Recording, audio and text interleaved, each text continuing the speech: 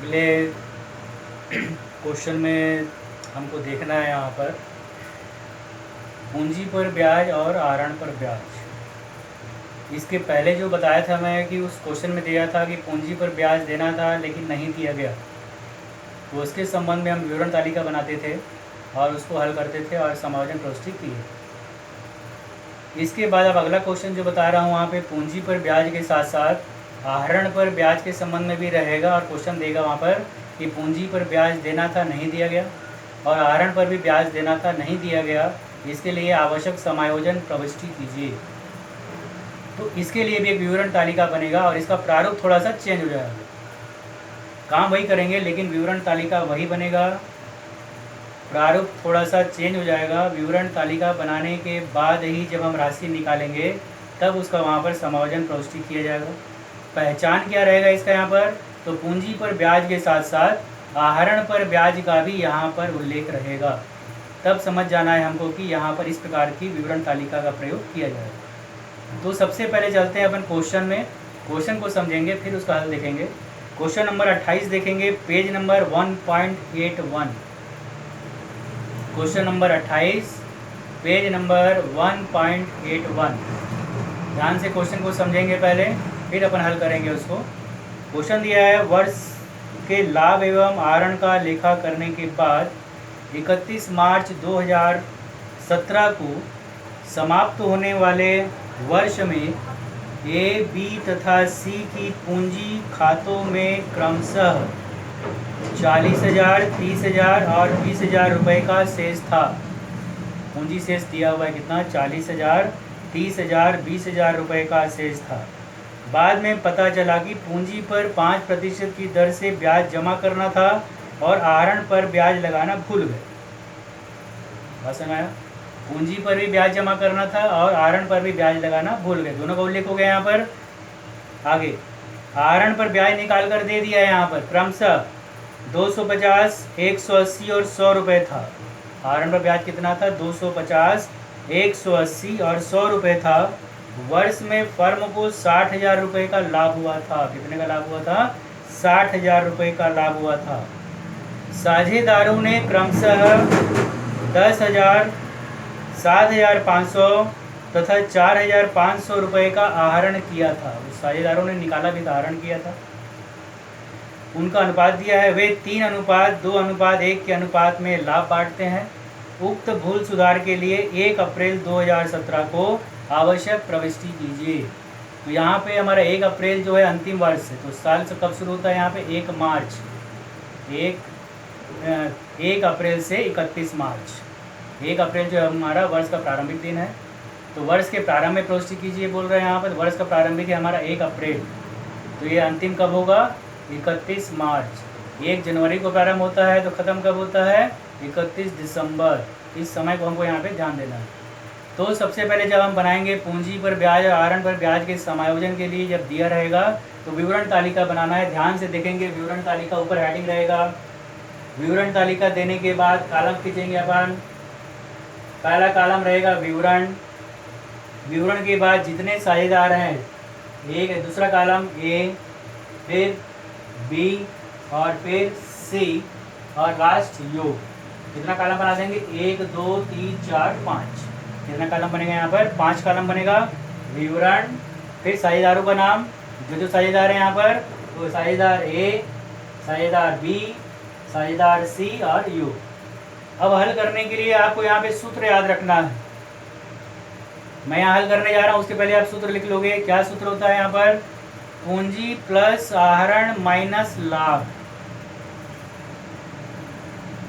इसे साइड में लिख लेना कहीं भी रफ में, और दिमाग में हमेशा याद रखना है कि जब भी इस प्रकार की क्वेश्चन को हल करना है तो सूत्र लगेगा पूंजी प्लस आहरण माइनस लाभ। अब देखिए, सबसे पहले लिखेंगे अपन यहाँ पर पूंजी जो दिया हुआ है क्वेश्चन में। देखो साझेदारों का पूंजी दिया हुआ है, ए और बी, ए बी सी का पूंजी दिया है। ए का 40,000, बी का 30,000 और सी का 20,000। पूंजी लिखकर छोड़ देंगे, कोई काम नहीं करना, आगे नहीं जाना है आपको। ठीक, बात समझ आ गया? तो पहले क्या लिखे अपन, साझेदारों का पूंजी, ए का 40,000, बी का 30,000 और सी का 20,000। पूंजी लिखने के बाद अब चलते हैं प्लस आहरण, ये दिखाएंगे प्लस आहरण। आहरण में दिया है क्वेश्चन में, देखोगे ए 10,000 का आहरण किया है, बी 7,500 का आहरण किया है और सी जो है 4,500 का आहरण किया है। तो पूंजी में अपन क्या करेंगे, प्लस कर देंगे आहरण को। तो आहरण ए का 10,000, बी का 7,500 और सी का 4,500 प्लस कर देंगे। फिर यहाँ पे जोड़ कर दिखाएंगे, यहीं पे लाइन, यहाँ लाइन नहीं खींचेंगे, इसको बंद नहीं करना, यहाँ पे बंद करते हुए ऐसा अपन खींचेंगे 40 और 10 50,000, 30,000 और 7,500 37,500, 20,000 और 4,500 24,500। इसका अपन यहाँ पे क्या किए, योग लगा देंगे। योग लगाने के बाद अब फिर यहाँ लिखोगे माइनस लाभ। क्वेश्चन में देख लेना है, माइनस लाभ दिया हुआ है 60,000 रुपये, यहाँ लिख दिया अपन माइनस लाभ 60,000 पुस्तक में। अनुपात भी दिया हुआ है साझेदारों का, अनुपात लिख देंगे अपन 3:2:1, यहीं पर लिख देंगे ताकि हमको समझ में आ जाए किस अनुपात में बांटा गया है। लाभ लिख के अनुपात लिख दिए। अब इस 60,000 रुपये को 3:2:1 में बांटना है। ए का अनुपात 3 है, बी का 2 है और सी का 1 है। बांटने का नियम आप सबको समझ में आ चुका है, बना भी चुके हैं।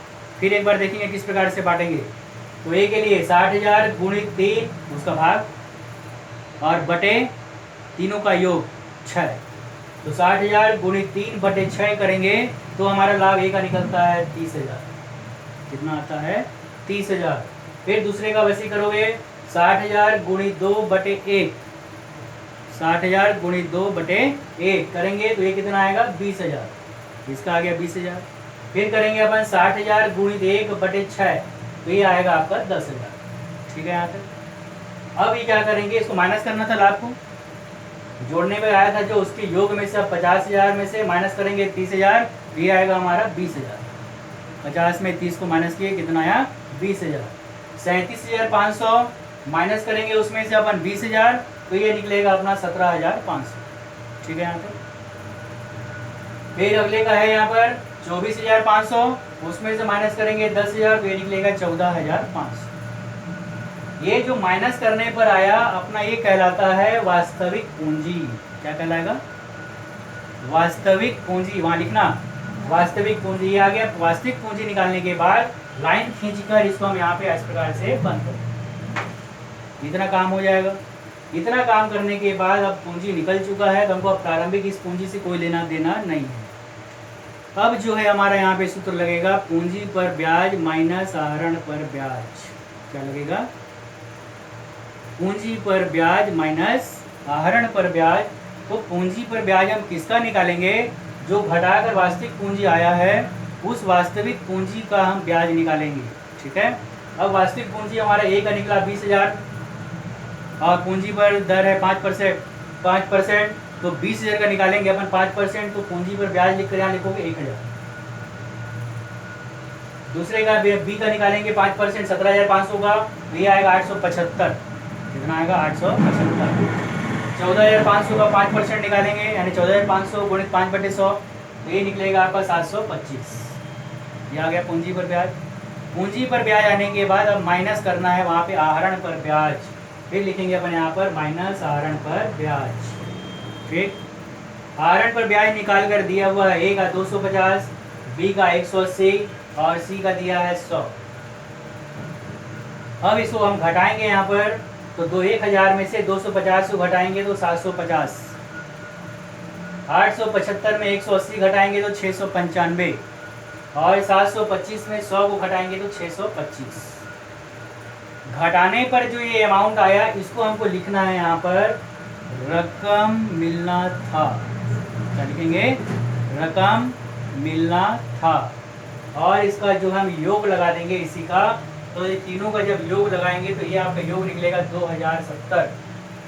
योग कितना आ जाएगा उसका, 2070। यहाँ पे आपको ध्यान देना है, मेन पूंजी पर ब्याज में से आहरण पर ब्याज को घटा देंगे, यहाँ तक तो आसान है।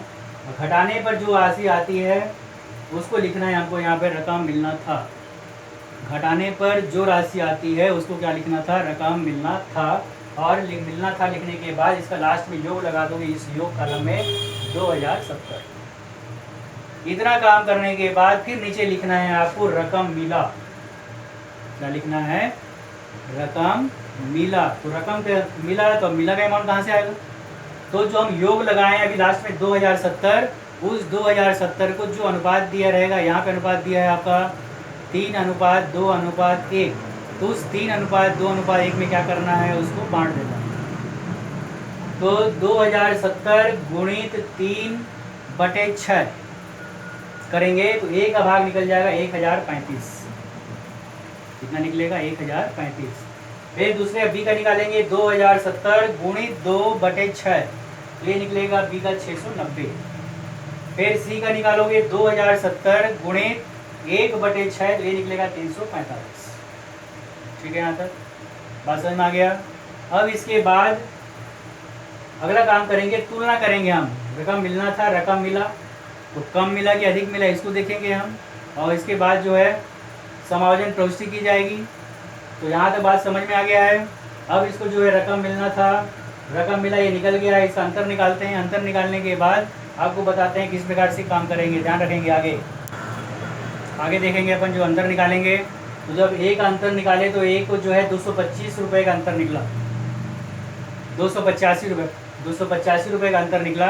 और इसको अधिक मिलना था एक को, और मिला में तुलना किए तो 285 रुपये अधिक मिला, तो उसको अधिक के लिए डी आर, उसके नीचे तुरंत विकलन या डी आर लगा देना है। अधिक को हमेशा विकलन करना है, इस बात का ध्यान रखेंगे। बी को जो है तुलना किए तो देखें यहाँ पे उसको 5 रुपये कम मिला। कितना कम मिला? 5 रुपये। और जब भी कम मिलेगा तो उसके ऊपर लिखेंगे अपन सी आर, ये लिख दिए अपन सी आर। सी का जब तुलना किए तो उसको जो है यहाँ पे 280 रुपये कम मिला। कितना कम मिला? 280 रुपये कम मिला, तो वहाँ भी लगा देंगे सी आर। और इसके बाद ये तालिका हमारा यहाँ पे कंप्लीट हो जाता है। इतना काम कर लिए और डी आर सी आर लिख लिए।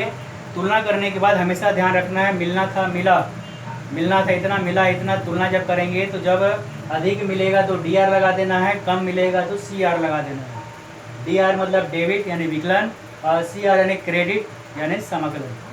अब इतना काम करने के बाद आपको नीचे लिखना है समायोजन प्रविष्टि। क्या लिखना है? समायोजन प्रविष्टि। लिखने के बाद विवरण प्रविष्टि को जो है इस प्रकार से प्रविष्टि करेंगे। प्रविष्टि का कॉलम आपको मालूम है, तिथि, विवरण, विकलन और समाकलन। ये विवरण, विकलन और समाकलन। और इस प्रकार से प्रविष्टि करेंगे। अधिक जिसको मिला विकलन, कम जिसको मिला समाकलन। तो लिखेंगे ए का पूंजी खाता विकलन, कितना मिला उसको अधिक? 285। कम बी और सी, तो 2B का 2B 5 रुपये और 2C 280 रुपये। और फिर लिख देंगे नीचे नरेशन में समायोजन किया गया। क्या लिख देंगे? नरेशन में समायोजन किया गया। इतना काम आपको इसमें करना है। ठीक, इस क्वेश्चन को हल करेंगे आप। इस क्वेश्चन को हल करने के बाद क्वेश्चन उदाहरण नंबर 24 आपको बनाना है। सेम ऐसे ही बनेगा। तो समायोजन का 2 नियम हो जाता है आपका। एक विवरण केवल पूंजी पर ब्याज के संबंध में जो बताया गया था इसके पहले, और फिर दूसरा नियम हो जाता है पूंजी पर ब्याज और आहरण पर ब्याज के संबंध में, जो अभी आपको यहाँ पर बताया गया है। इसके हिसाब से इसको हल कर लेंगे। फिर अगला नियम जो है आपको इसके बाद वाला फिर मैं आपको बताता हूँ। ठीक है।